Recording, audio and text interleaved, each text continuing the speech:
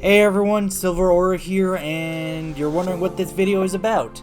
Well, I want to play Honkai Star Rail, but there is a lot of lore to go over for the 3.4 update.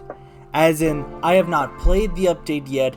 I am simply going from the story of 1.0 Honkai Star Rail to 3.3 Honkai Star Rail.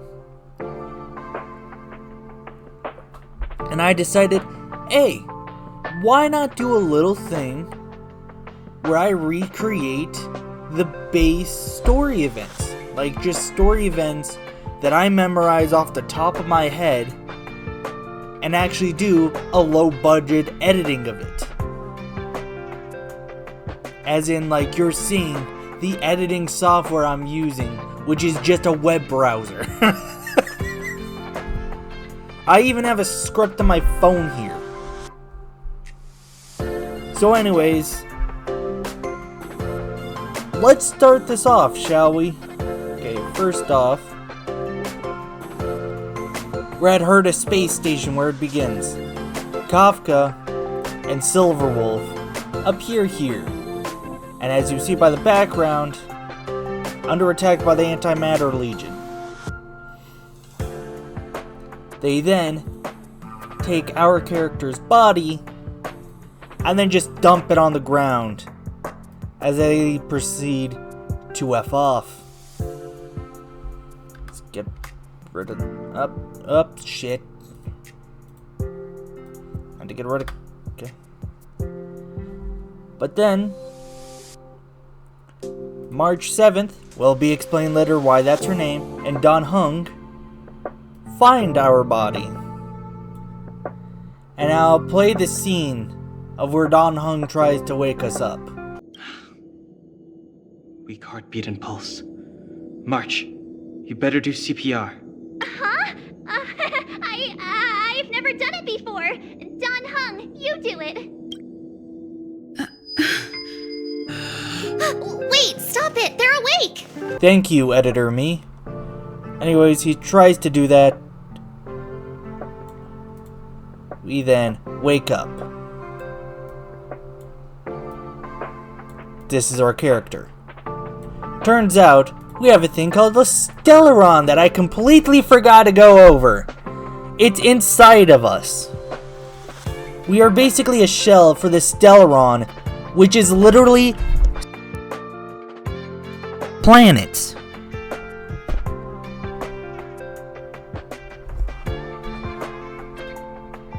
So anyways, since that's inside our body, we effectively team up with them since we have no memory of what the f is going on. We join up with Himiko over here. And the Antimatter Legion, we basically beat them back. It's all nice, fine, and dandy. But then, boom! Big beast, a doomsday beast, shows up. Rare! What the f is this? Just rare. Rare. Why am I finding enjoyment? This is supposed to be serious. So anyways, you take all of us. Wait, you take all of us. No, wait. Am I supposed to hold it?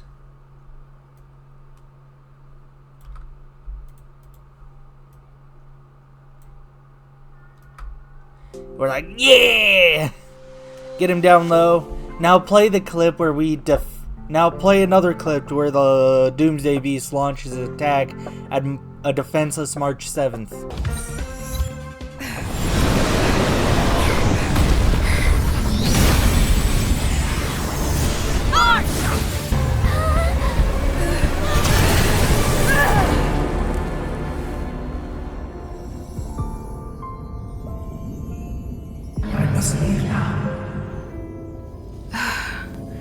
What happened? What's the end of your story? Who is that? Reach the end of the story.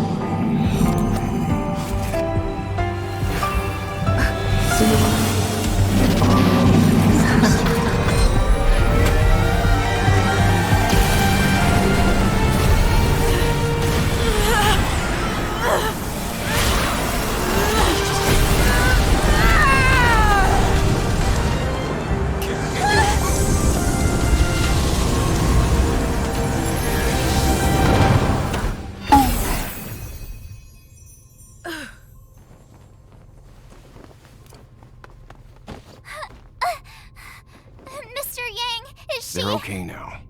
Let's talk somewhere else. The way to celebrate. Let's go. I'll be waiting Time to get on. till we make it. Oh,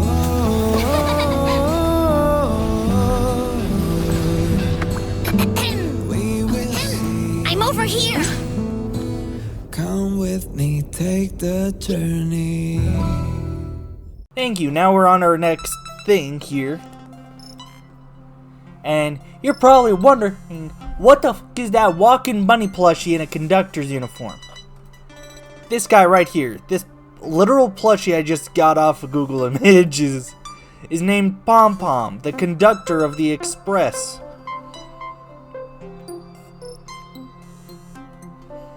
Shows we got a weld here, the one with the scarf, Himiko, March 7th, us, and Don Hung. And basically, to give backstory onto why March 7th has that whack-ass name, was simply because everyone else, minus us, because they just recruited us, they found March 7th floating in space in a block of ice. And when they woke her up, they warmed and chiseled her out. It was March 7th. She literally has no memories of what has happened to her or who she is. So she went with the name March 7th, and in all things considered, she does what any good fanfic reader does and just starts making shit up as to what her backstory is, going off a bunch of different things, like 100 different things. Literally the most energetic person on the express. Anyways, we then go to another planet because the whole thing is with the Astral Express, it's trailblazing. It's basically, you go out there, you explore things. That's the whole thing. You can disembark at any time. So, we show up onto a planet called Yorilo 6. But, here's the thing. He's got a Stellaron. You know that cancer I was talking about? That space cancer that was in our body? Well, here it is on this planet. What it does to the Express, it basically locks us in place. We cannot jump out of there. It's basically, do not go. No go. We can go and seal the Stellaron, and then we're back on our merry way.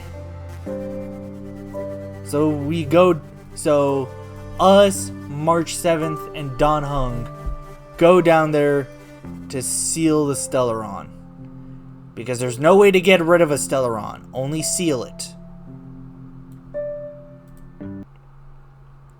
So here we are.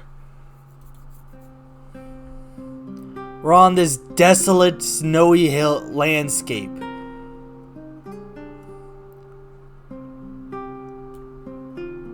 To where we then find Sampo buried in snow. You want to know why he was in the snow? Well, it's because he's a wanted criminal by this world's government. So he does like when any good criminal does. Books it. Leaving us to having to fight them all by ourselves. What a great first impression of this trash bag. But then we come to differences. And then they take us within their city. And so, they bring us here to the Supreme Guardian's office, and they're just trying to survive, and her name is Cocolia. That is the Supreme Guardian's name. And quick fact, the city's name is Bellabog and has a lot of interactable trash cans. I am not joking. Dumpsters, trash cans, you can interact with them. So basically, what the community has done, and the actual developers of this game, is that we don't got this main character. Oh, nice, pretty. No. You're now basically a raccoon. That is your protagonist's persona, is a raccoon. Because how often you go digging around in trash. So Cocolia is like, why are you here? And then Don Hung goes and explains about the Stellaron and how we need to seal it so we can go. But, unbeknownst to us, the Stellaron is like that ex that keeps whispering in her mind, or like intrusive thoughts, be like, you know, I want to come back to you. I always love you. Why am I being so sensual with this? It's basically infected her mind in a sense with its whispers, promising great things, to the detriment of literally everyone else. So our plan to go is denied.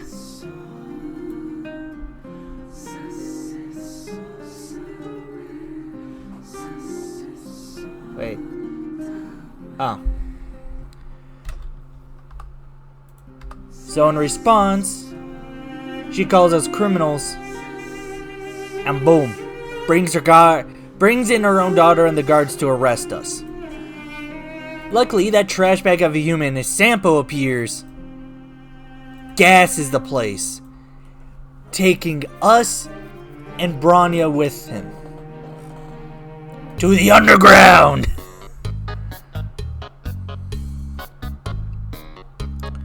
To where he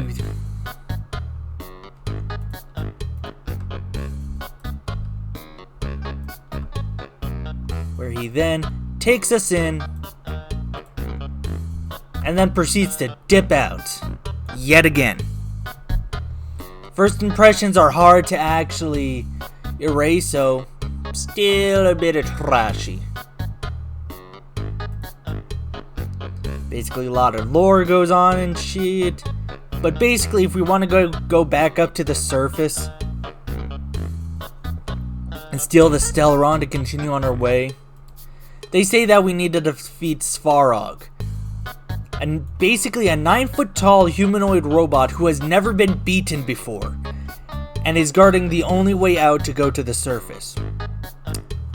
So we do what we do best as the main characters, and beat the shit out of him. Basically win it. Yeah. But before we even destroy him, a girl named Clara, who was actually raised by Svarog and the robots there, she's like, no, don't do that. Basically convinced Svarog here to let us through. So we then go up to the surface with Sela to seal the Stellaron and confront Cocolia. But when we get there, I also forgot to mention that Bronya is not actually biologically Cocolia's daughter. Bronya just completely forgot she was an orphan alongside Sela here. Anyway, it's getting too much into lore and not enough actually getting to the point. What happens then, She wants to wipe the slate clean. F humanity. F all they've done to survive on this planet. I'm gonna make it a pure world, like any fucking nihilistic villain wants to do. Wipe the slate clean, thinking humanity is a virus. So she infuses the Stellaron within her own body. And then, boom, we got another boss. To where then, she takes the spear and just drives it into us, killing us. But in short, a Eon, basically a god, of preservation, basically the will to go on, he's like, nah, you windies, peace. Where we then take the sphere, turn it on her, and then use it to beat the shit out of her. Why did I delete this Stellaron? Anyways, what we then do, I would just treat her as, after defeating her and her dying, we then seal the Stellaron. Bronya loses the only mother figure she's ever known, as we go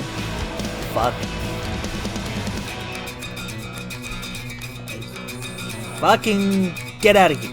Okay.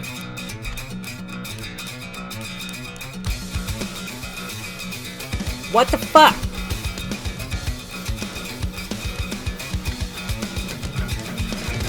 We then dip out, go back into space, and now with the Stellaron gone, we arrive at another planet called the Jianzhou Lofu. Why the fuck?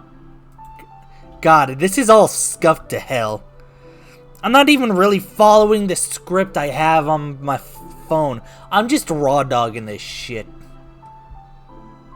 We then land on this Jianzhou, which is a giant ass ship, where our little tiny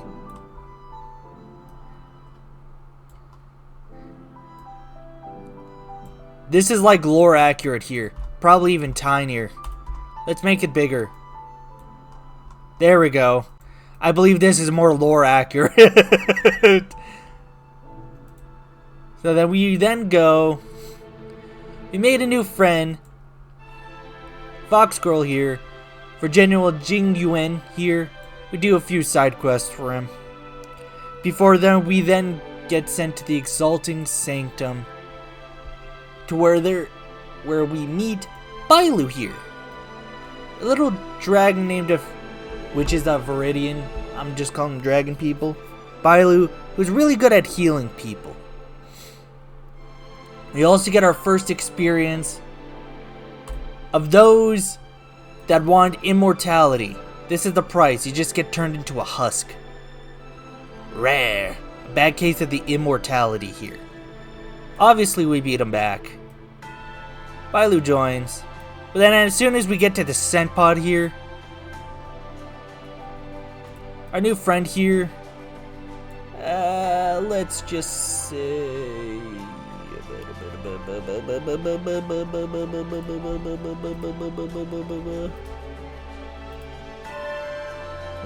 our friend here is not who we thought she was. And then what she does when she turns to us? Play the scene, folks. Break me off a piece of that, Kit Kat boy. Yep, that's the wrong thing. Yep, she then proceeds to snap her neck. Wrong thing again. Get the right thing. Proceeds to snap her neck, and out comes a Lord Ravager. What a Lord Ravager is, they're basically a general for the Eon of Destruction. Nanook here in the background. Should have probably gave him more opacity. There we go. He'd be doing more prominent then. He's basically in control of these Lord Ravagers, and Nanook's whole reason as to why destroying shit is to be like, fuck it, why not? So after she's dead, she's always been possessed, she's dead. We got a Lord Ravager on our hands trying to destroy the Jianzhou. I did not fucking do shit properly. Basically, we show up to a Viridian Beach where you see this guy in the background. This dragon guy. Yeah. That's Dan Heng in his true form. His Vidorati dragon form. That's who he was. And then we go with the general. And then can I just please? You have an entire box here. Let me grab the box. We then beat the shit out of the Lord Ravager, making them go bye-bye. And then we continue on our merry way, where we then go from that and having stressful adventures to try to go on a vacation to Penacony, basically known for just being just gorgeous, just the pristine location to have a vacation. But as you know, if you play the game, shit goes awry very fast, meaning it goes downhill. What does my script say? Yeah, then we go on a chill vacation and yada yada yada. Basically, then we just go in, check ourselves in, and go chill in their baths. Because these baths they have in these private rooms are just technology that bring you into a dream realm. Into a dream realm. Shit in my nose. And we landed in a place called the Golden Hour. Play the opening scene, editor.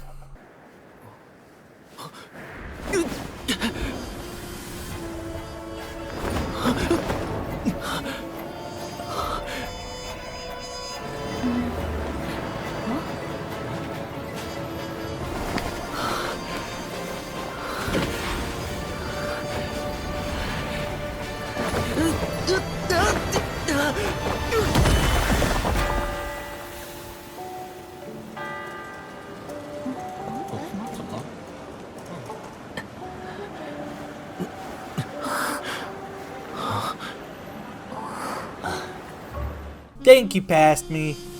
Well, future me. We then wake up and encounter Robin and Sunday. Robin here is very popular as a singer and literally just caring about humanity and literally caring about people. Sunday here, he's basically the figurehead for the people called the family. That name alone spouts bad things in people's minds, you know, all mafia type shit ordeal. Anyone who names himself the family is bound to be like, So anyways, they go, and then when we explore the Golden Hour, we come across someone named Firefly. Yeah. Basically what happens is that we go around, we do shit together. It's basically hanging out almost like a date sort of shit, and then she shows us her secret place she likes to go to. And no, it is wholesome as shit. It's wholesome. We do part ways for a bit. When we go back inside, fucky wucky shit type happens. We go into the dreamscape of the hotel with basically a Yuri couple. With one of these purple hairs, literally cannot remember jack shit at all times. And the other one is just like, from what I'm remembering, just a conglomerate of memories. She's not like physically real. She's basically a bunch of dreams made manifest to get other dreams. But then we start seeing, like, fucking little things of Firefly. And then we get into the main lobby here. And we see Firefly. Warning! You're about to get depression! Play the clip.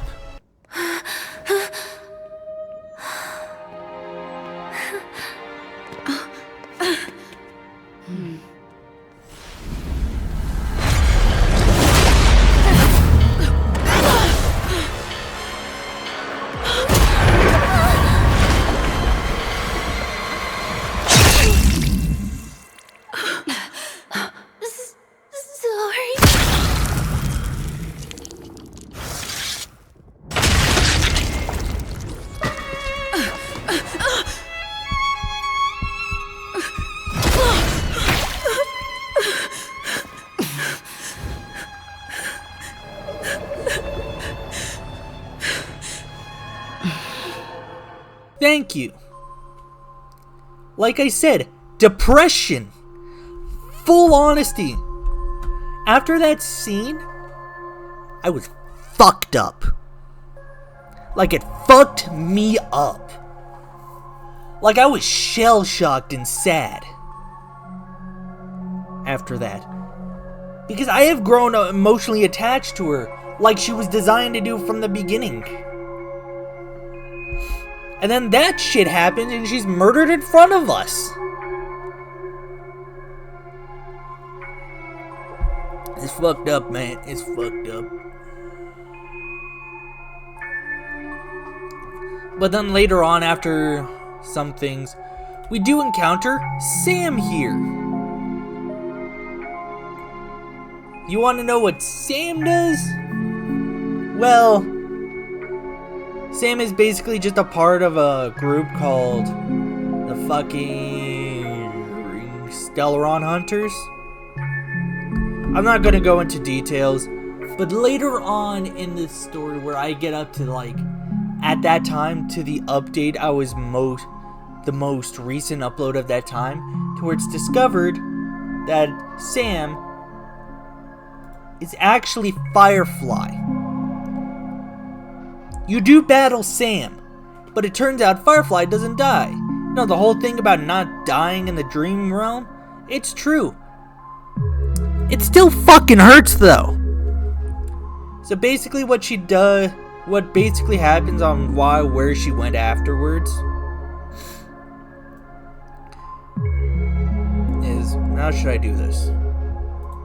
I should do it like that. Yeah. Is basically, she tells us to close our eyes and just let this creature do its thing. Full on, we get stabbed. Full on believed. During that whole process, we held hands. We then go into a place called Dewey Pavilion, to where Robin also got stabbed by that thing.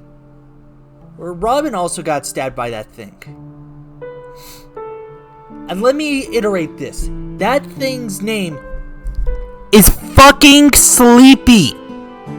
Sleepy, the fucker's name is.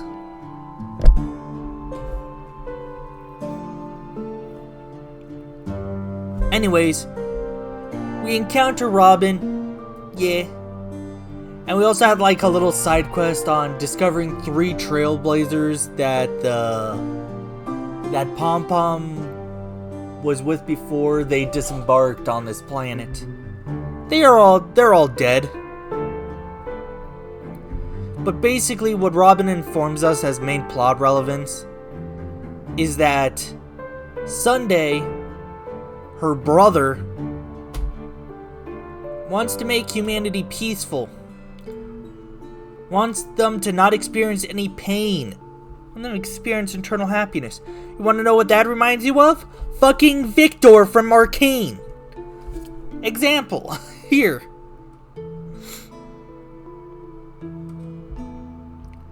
And then being the protagonists and being humanity's will, we then join in to fight him.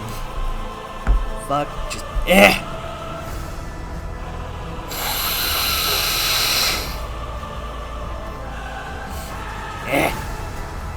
We then join in to fight him.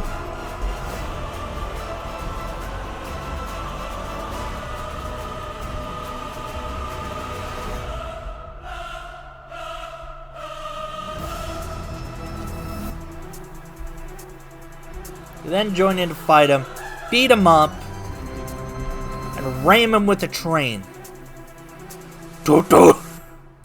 Like, physically ram him in the face with the train running into him. Played a clip of Himiko. Witness the will of the weak! So basically after that, little party, like actual little vacation starts happening here. We hang out, Firefly's there as well, so is everyone. But then, because nothing can go fucking right, this little fucker Firefly shows up and be like, bombs? They're yours, my friend. I've placed over 1,000 of them on this ship. Good luck, because if even one goes off, say goodbye to this entire airship within the stream. Bye. What a great fucking vacation that is, you know? How fucking great that is. And so, you know, everyone panics, gets rid of them. But there's still one left. This little rover. There's basically no time left. So, I'll play the clip right here of what she does. The Astral Express and the Stellaron Hunters are like light and shadow. We walk on different paths, intertwined, moving forward and growing together. Maybe the end is predestined, but it is not today. Since things are going too well, let's speed up the countdown. Human life is short, just like fireflies to a flame. So if you have an answer in your heart, always remember, don't leave with any regrets. We have this right, don't we?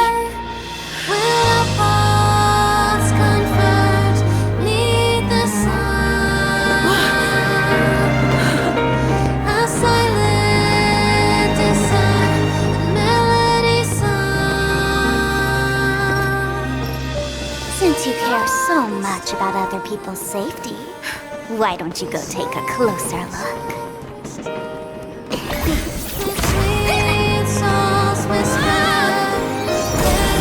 You see, everything is possible in this land of dreams. We each came here with our own goals and realized them in unimaginable ways. Regardless if the result was a sweet illusion or a bitter reality. It was an answer we longed for, day and night. So, why do people choose to slumber? I think it's as you said. Because in the end, we will wake up from our dreams.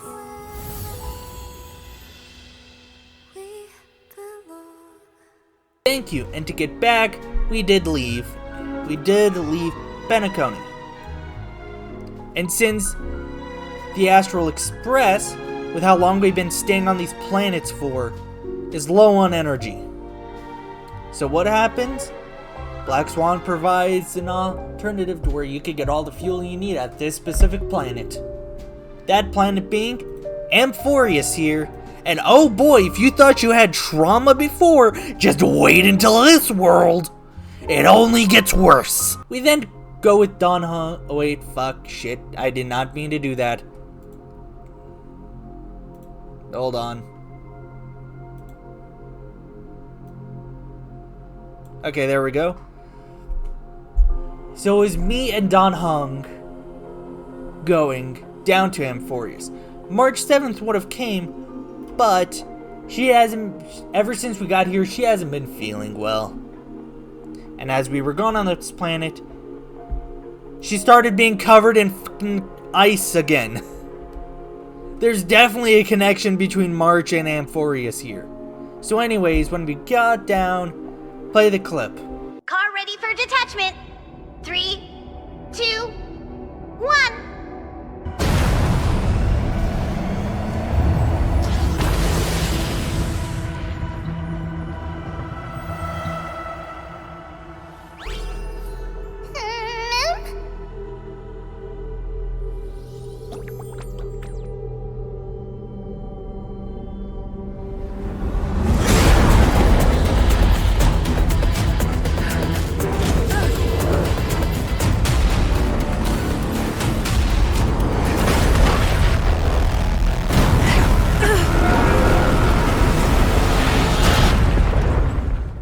As you see, we crash landed. So we did a bit of exploring and we encountered Phainon. Quite literally the corner piece of this entire world. And this good-natured, good puppy boy goes through so much trauma. And I haven't even played 3.4 yet. So he basically takes us, and then he takes us with a bunch of refugees to Amphorius, where it's under attack by Nikador and his soldiers, the Titankin. They were wrecking this place out. And being the suave bitches we are, with the help of literally everyone else, we do kick the shit out of him. And then he fucks off.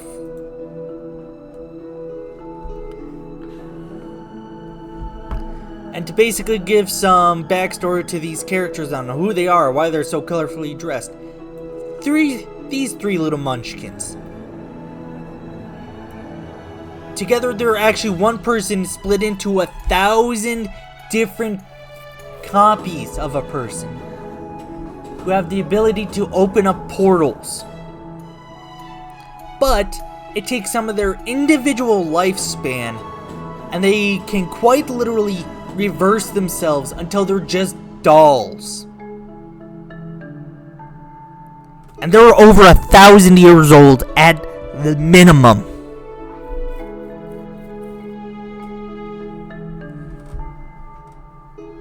At minimum. Next, we're going with Mighty here, who is quite literally the definition of this world's Achilles. Basically indestructible and unkillable except for a spot on his back instead of his Achilles heel. He gets stabbed in that one specific spot on the back, he's dead.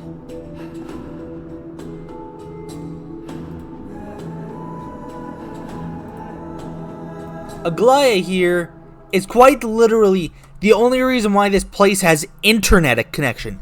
And I am not fucking joking either. She controls golden threads and can listen in on anybody and is the soul and basically the leader of all these Chrysos heirs. Basically, people destined to kill gods of this world. Like Nikador, for example. Castorus here. It's just trauma in this little sweet bean, this little sweet pea. Pat. Her touch literally kills people. Let me say that again. Her simply poking you will kill you. Where the only warmth she has ever found in of a human body is when she's killing them.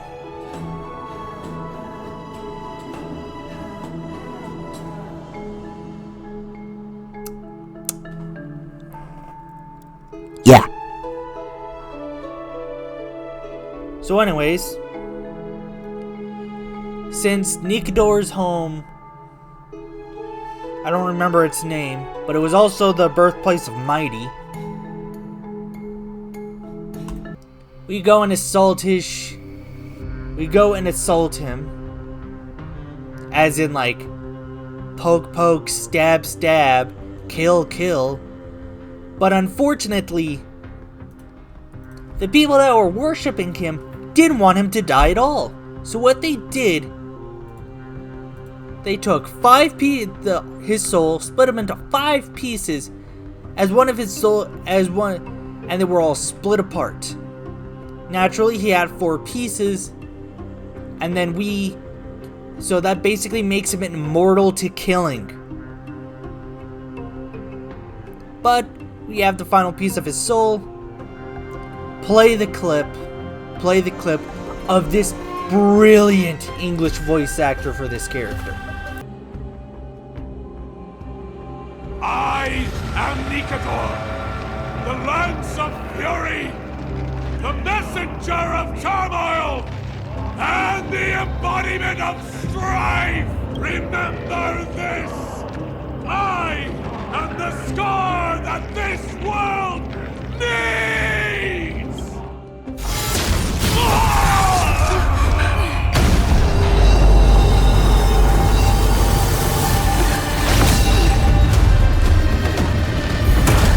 You hear that?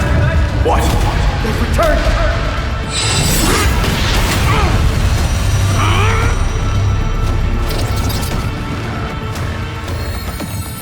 Bless me!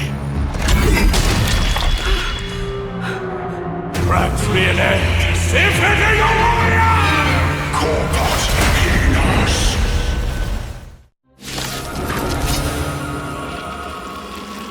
We put all the souls together. They form his soul. We then all collectively stab him a bunch. Can't believe I missed characters because it collectively stab him until he's dead. Hey, there it is. Where then we grab his core flame, which is needed for the flame chase journey of killing gods. To where we then head on home. Then a healer of mighty now. Hyacne. I'm pronouncing these names off the top of my head. I know I butchered that horribly. Basically told us the Grove of Epiphany, basically where the best scholars around, are under attack by a thing called the Black Tide. It's basically the end world event, so we do it and then we travel there. With Castorus and Phainon, since the 3 Munchkins all have different names, but also similar enough. To where, yeah, the Grove of Epiphany has the Reason Titan. God, not Titan. To where we then encounter the BBEG of this world. The big, bad, evil guy named Flame Reaver. See, this guy right here, Anaxis, was sitting on a throne here, basically dead. But the Reason God basically be like, nah, have my core flame. And he's still alive for a limited amount of time, and he wants to find out the truth of the world, and he also says, fuck gods, they don't exist. Basically, we do the best that we can. We do the best that we can to basically beat him up, like defeat him. Yay, hooray, we're the main characters, we can do this. Motherfucker neg diffs us. What that means, he basically means all of us are no match for him. He is more overpowered than us, he is stronger than us, and he has no difficulties dispatching of us. To where then Phainon opens up a gate, we all escape. She dies during it. And since we got 3, and then with the help of a character named Cypher, us and Castorus arrive at the City of the Dead, Styxia, where she's got super speed. She backs off again, and then we just go to confront the Death Titan, because apparently we have been dead this entire time we crash landed on this planet. Don Hung literally saw us die in his arms and didn't say anything to it, and we were up and fine, up and dandy. Reason why? We are now just a conglomerate physical mass of memories. The only reason why we know was because Castorus accidentally touched us after we were pushed by the Flame Reaver Zoras into her arms, and we didn't die. Okay? Also, during this time, Old Man Government here wants to end the Flame Chase journey because they feel the Chrysos heirs have too much power. Because they're old and they want the power for themselves. But Aglaya and the other Chrysos heirs is like, nah, continue this shit. We're basically already at the end of it. So they do a democracy and leave it up to the civilians to vote on it. Then after a bunch of shit, we end up in the Garden of Death. Castorus over here becomes the new god of death. This right here is her sister, quite literally, from previous life. We then get our soul back.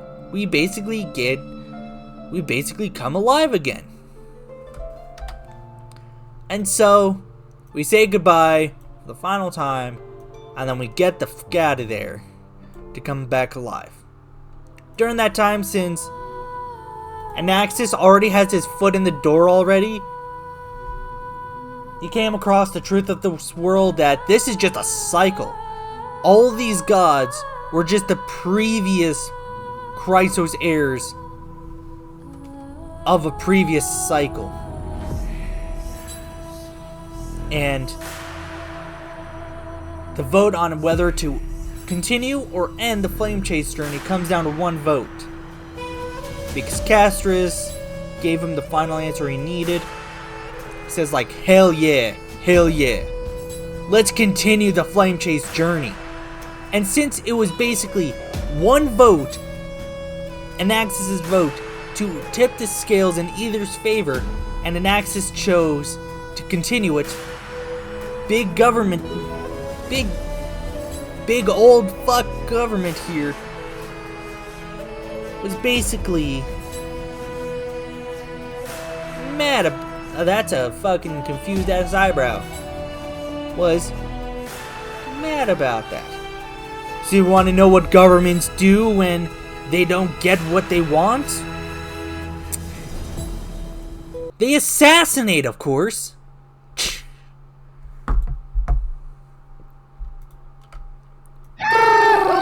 Bonk.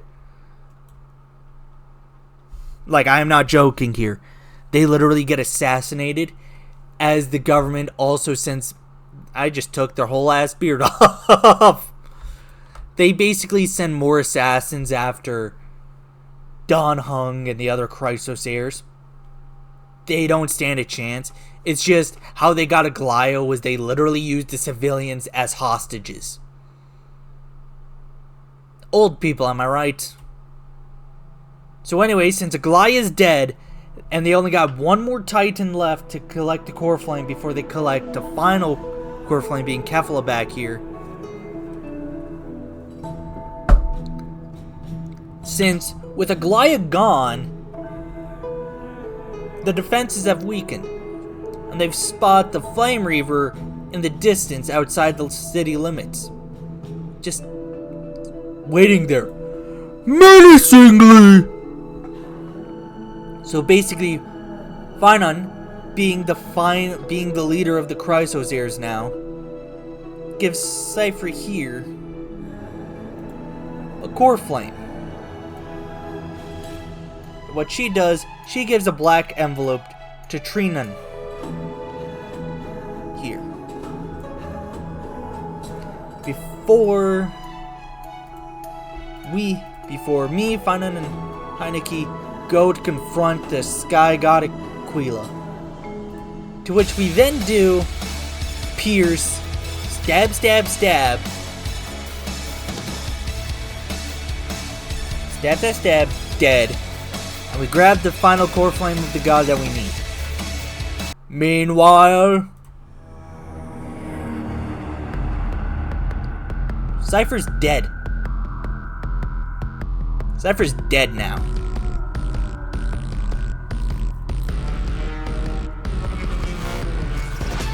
And when she goes to get the core flame, the Flame Reaver's like, "Hey, yo, give me that shit!" Because Cypher's special ability is literally her having having her lies that people believe in becoming reality. This isn't a core flame. It's just a fucking vase. She used to trick the Flame Reaver.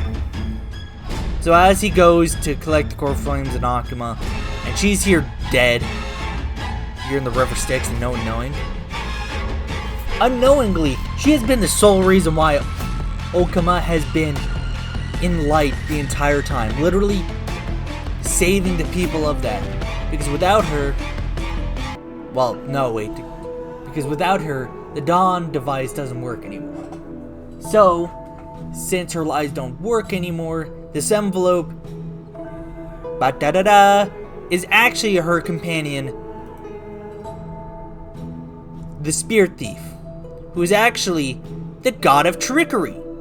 And you would think people would know that. But no, no one knew this guy was the god of trickery. So basically, to bring forth Aranova, the final thing, he willingly gives up his core flame to her. And now, if I may, recall how I said I have we'll get to Pom Pom later on who he is. Game theory!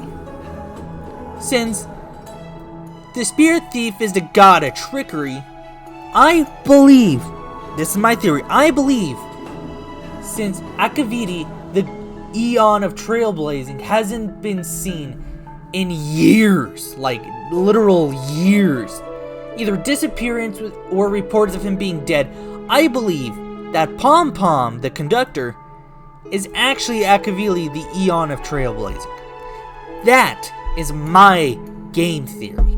That is my theory. So anyways, after we get back, Danan's here, everything's to shit. The Black Tide swallowed the last bastion of humanity, and there is literally, the only thing left to do is to take Kefla's core flame, and then just start the whole whole cycle over again. That is literally it. And I literally did not really read my script at all. I just wrote that shit down so I have like a template here. Oh, and also, literally everyone dies. Mighty comes in, gets stabbed in the back.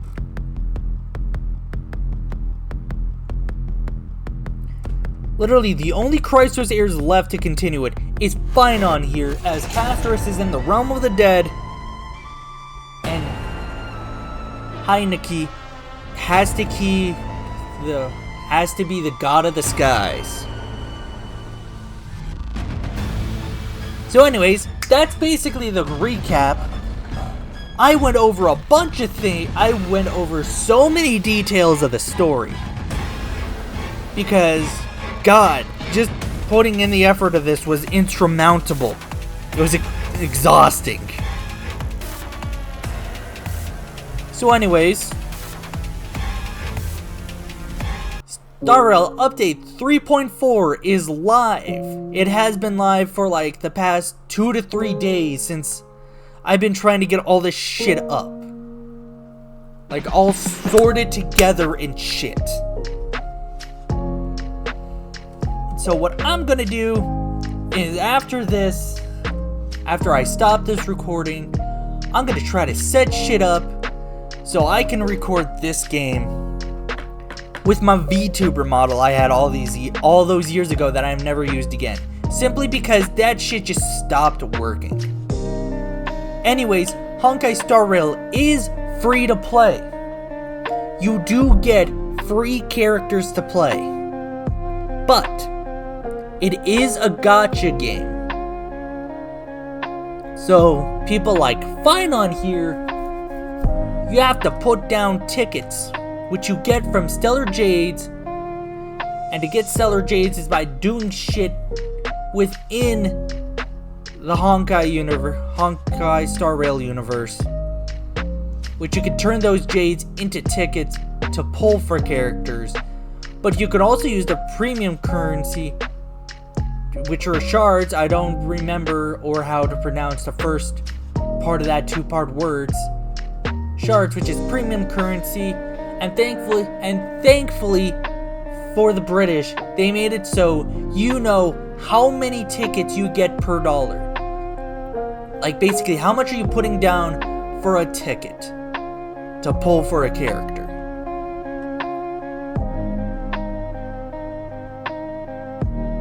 So anyways, when the day that this story recap is live, the next day I'll be posting the full gameplay.